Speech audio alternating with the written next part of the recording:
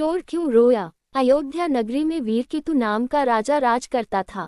उसके राज्य में रत्नदत्त नाम का एक साहूकार था, जिसके रत्नवती नाम की एक लड़की थी। वह सुंदर थी। वह पुरुष के भेष में रहा करती थी और किसी से भी ब्याह नहीं करना चाहती थी। उसका पिता बड़ा दुखी था। इसी बीच नगर में खूब चोरियां होने लगी। प्रजा दुखी हो गई। कोशिश करने पर भी जब चोर पकड़ में न आया तो राजा स्वयं उसे पकड़ने के लिए निकला। एक दिन रात को जब राजा भेष बदलकर घूम रहा था तो उसे परकोटे के पास एक आदमी दिखाई दिया। राजा चुपचाप उसके पीछे चल दिया। चोर ने कहा, तब तो तुम मेरे साथी हो, आओ मेरे घर चलो। दोनों घर पहुंचे। उसे बिठलाकर चोर किसी काम के लिए चला गया। इसी बीच उसकी दासी आई और बोली, तुम यहाँ क्यों आए हो?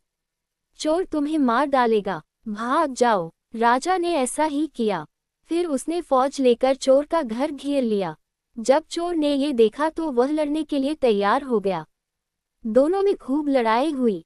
अंत में चोर हार गया। राजा उसे पकड़कर राजधानी में लाया और से सूली पर लटकाने का हुक्म दे दिया। संयोग से रत्नवती ने उसे देखा तो वह उस पर मोहित हो गई। पिता से बोली, मैं इसके साथ ब्याह करूंगी, नहीं तो मर जाऊंगी। पर राजा ने उसकी बात न मानी और चोर सूली पर लटका दिया। सूली पर लटकने से पहले चोर पहले तो बहुत रोया, फिर खूब हंसा। रत्नवती वहां पहुंच गई और चोर के सिर को लेकर सती होने को चिता में बैठ गई। उसी समय देवी ने आकाशवाणी की, मैं तेरी पतिभक्ति से प्रसन्न हूँ, जो चाहे सो मान। रत्नवती ने कहा, मेरे पिता के कोई पुत्र नहीं है, सो वर दीजिए कि उनसे 100 पुत्र हों। देवी प्रकट होकर बोली, यही होगा, और कुछ मांगो। वह बोली, मेरे पति जीवित हो जाएं। देवी ने उसे जीवित कर दिया। दोनों का विवाह हो गया। राजा को जब यह मालूम हुआ तो उन्होंने चोर को अपना सेनापति बना लिया।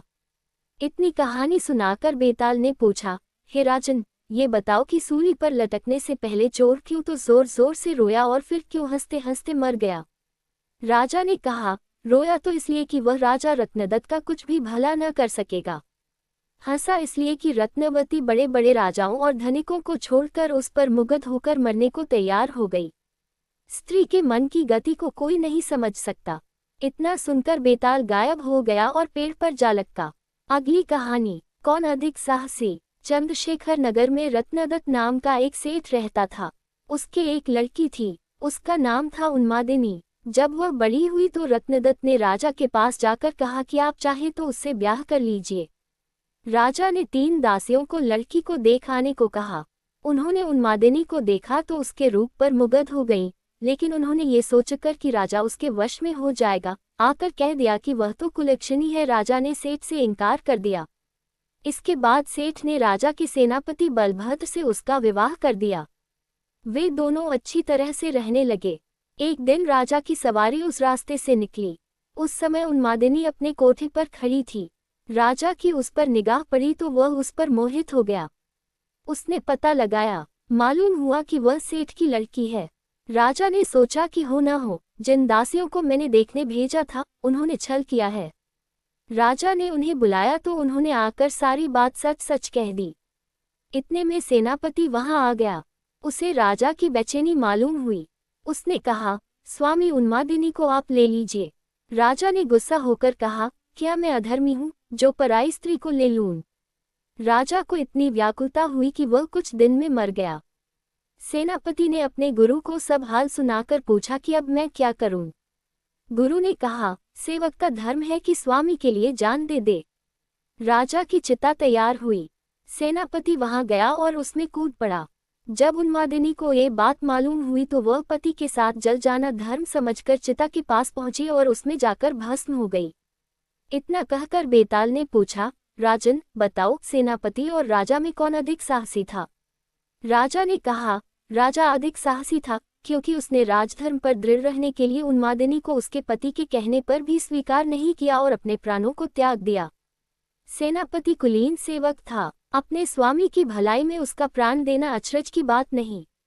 असली काम तो राजा ने किया कि प्राण छोड़कर भी राजधर्म नहीं छोड़ा। राजा का यह उत्तर सुनकर बेताल फिर पेड़ पर जा लटका।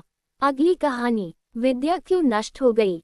उज्जैन नगरी में महासेन नाम का राजा राज करता था। उसके राज्य में वासुदेव शर्मा नाम का एक ब्राह्मण रहता था, जिसके गुनाकर नाम का बेटा था। गुनाकर बड़ा जुआरी था। वह अपने पिता का सारा धन जुए में हार गया। ब्राह्मण ने उसे घर से निकाल दिया। वह दूसरे नगर में पहुंचा। वहां उसे एक योगी मिला।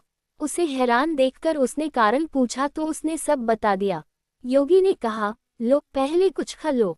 गुनाकर ने जवाब दिया, मैं ब्राह्मण का बेटा हूँ, आपकी भिक्षा कैसे खा सकता हूँ।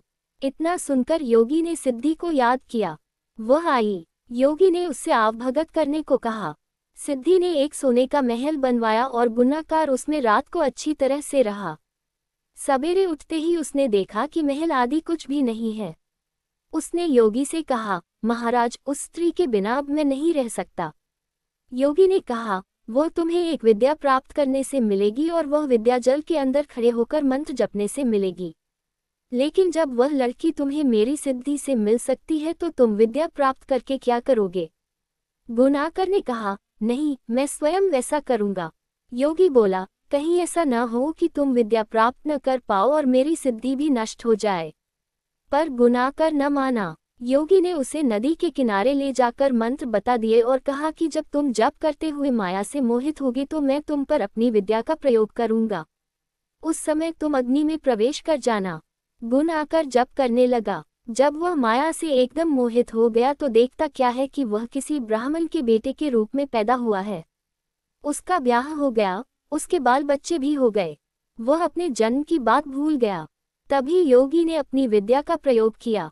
गुनाकर माया रहित होकर अग्नि में प्रवेश करने को तैयार हुआ। उसी समय उसने देखा कि उसे मरता देख उसके माँ बाप और दूसरे लोग रो रहे हैं और उसे आग में जाने से रोक रहे हैं।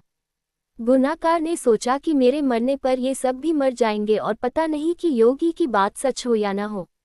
इस तरह सोचता हुआ वह आग में घुसा तो आग ठंडी हो गई और माया भी शांत हो गई। गुनाकर चकित होकर योगी के पास आया और उसे सारा हाल बता दिया। योगी ने कहा, मालूम होता है कि तुम्हारे करने में कोई कसर रह गई। योगी ने स्वयं सिद्धि की याद की, पर वह नहीं आई। इस तरह योगी और गुनाकर दोनों की विद्या नष्ट हो गई। इतनी कथा कहकर बेताल ने पूछा, राजन, ये बताओ कि दोनों की विद्या क्यों नष्ट हो गई। राजा बोला, इसका जवाब साफ है। निर्मल और शुद्ध संकल्प करने से ही सिद्धि प्राप्त होती है। गुनाकर के दिल में शंका हुई कि पता नहीं योगी की बात सच होगी या नहीं।